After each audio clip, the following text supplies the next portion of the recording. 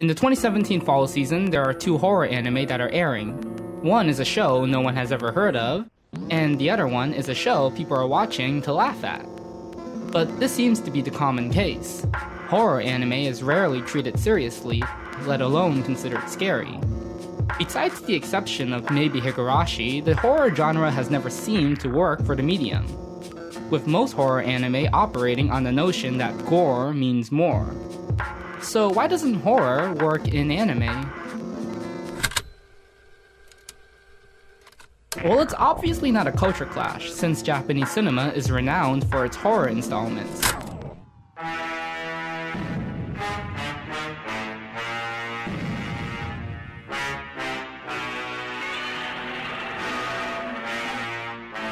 So what's different between the nation's live-action horror success and its anime?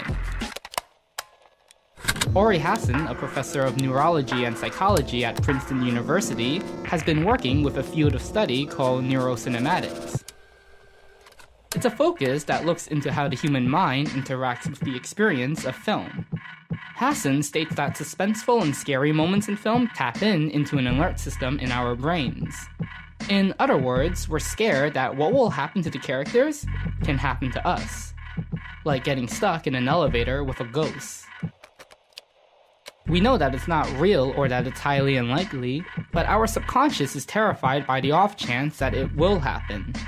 And this works with live-action cinema, because it looks real. Real actors in real sets giving realistic reactions. It's a visual canvas we can picture ourselves in. Animation is on a completely different dimension. It's 2D, so it may look close to being real, but our subconscious can easily debunk the illusion. Roboticist Masahiro Mori notes this as the uncanny valley, where in the 70s he studied how people found realistic robots appealing, until they became too realistic. And as the robot became more and more like a real human, people's vision of them darkened. Anime isn't real. What happens in it visually won't scare us, since we live on a different dimensional plane. It doesn't hit close to home for most, so an anime version of The Ring probably isn't going to be that scary. But if that's the case, why is Higurashi successful? Well, there's more ways to scare people than through relatability. One of the most effective approaches to horror is to defy expectations. Higurashi uses the withstanding image we have of moe anime girls, and uses that as a platform to mess with our heads. You know, like seeing cute anime girls get stabbed to a bloody pulp. It's uncomfortable to look at, and it makes us feel unsettled, since what we're being shown is not what we think we should be seeing. Through a clever subversion, Higurashi has distinguished itself as one of the most successful horror anime out there. But it shouldn't be the only one. Thanks to a resurgence in indie filmmaking, the once stale Western horror scene is now going through a horror renaissance.